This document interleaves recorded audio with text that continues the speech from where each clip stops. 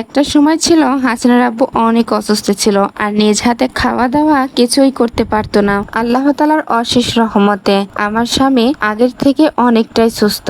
আমার স্বামীর জন্য আপনারা দোয়া করবেন। একজন স্বামী যদি ভালো থাকে তার স্ত্রী, সন্তান, তার পরিবার সবাই ভালো থাকে তার বিনিময়ে। আসসালামু আলাইকুম বন্ধুরা, সবাই কেমন আছেন? আশা করছি সকলে অনেক ভালো আছেন। আলহামদুলিল্লাহ, আমিও ভালো আছি। আমার ভাইয়া কবুতরের ঘরে উঠে 5টা কবুতরের বাচ্চা পারলো। আজকে এই 5টা কবুতরের বাচ্চাই রান্না করব। আর কবুতরের বাচ্চা আমি রান্না করলে কবুতরের গায়ে যে চামড়াটা থাকে এই চামড়াটা কিন্তু আমি ফেলে দিই, তবে আমার আপু এই চামড়াটা ফেলে দিবে না, নিজ হাতে সুন্দর করে পরিষ্কার করে চামড়াটা রেখে দিল। শুধু কবুতরের মাংস রান্না করব তা না, তার সাথে রয়েছে গরুর মাংস। আর আজকে অনেক কিছুই আয়োজন করা হবে, কারণ আমরা সব ভাই বোন এক জায়গায় হয়েছি। যখন সব ভাই বোন এক জায়গায় হয় তখন কিন্তু আয়োজনটাই অনেক বেশি হয়। এতগুলো মানুষের 3 বেলা খাবার রান্না, তার মানে কাজও কিন্তু অনেক বেশি। যতই কাজ বেশি হোক না কেন, আমার আপা, আমার ভাবি সবাই আমরা মিলেমিশে কাজ করি।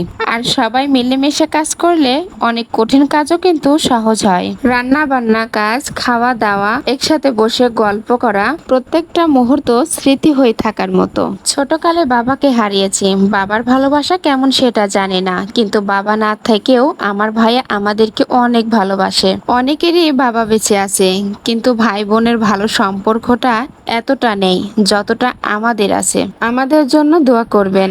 আমাদের ভাই বোনের ভালোবাসা যেন সারা জীবন এভাবে থাকে, কারণ হাসিনার আব্বু একজন অসুস্থ মানুষ। তার যদি কিছু হয়ে যায় আমার দাঁড়ানোর মতো আমার ভাইদের কাছে ছাড়া কোনো জায়গা নেই। কষানো মাংস তুলে হাসিনার আব্বুকে নিজ হাতে ভাত খাওয়াই দিচ্ছি। একটা সময় ছিল হাসিনার আব্বু অনেক অসুস্থ ছিল আর নিজ হাতে খাওয়া দাওয়া কিছুই করতে পারতো না। আল্লাহ তাআলার অশেষ রহমতে আমার স্বামী আগের থেকে অনেকটাই সুস্থ। আমার স্বামীর জন্য আপনারা দোয়া করবেন। আল্লাহ যেন আমার স্বামীটাকে সুস্থ এবং ভালো রাখে।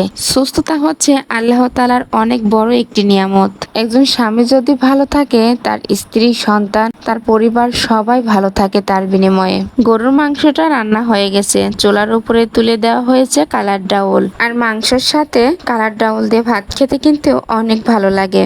আজকের সব রান্না হচ্ছে মাটির চুলায়, আর গ্রামের মাটির চুলার রান্নাটা খেতে অনেক ভালো লাগে।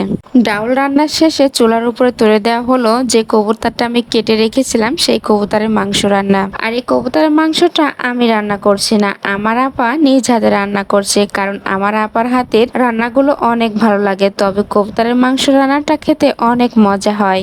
আমি বাড়িতে কবুতরের মাংস রান্না করলে হয়তো পেঁপি না হয় আলু দিই, তবে আজকের কবুতরের মাংস রান্নার সাথে কোনোটাই দেওয়া হয়নি। আমাদের মতো ভাই বোন এক জায়গায় হয়ে কারা আনন্দ করছেন কমেন্টে বলবেন। আমাদের পেজটি ফলো দিয়ে লাইক শেয়ার করে অবশ্যই আমাদের পাশে থাকবেন।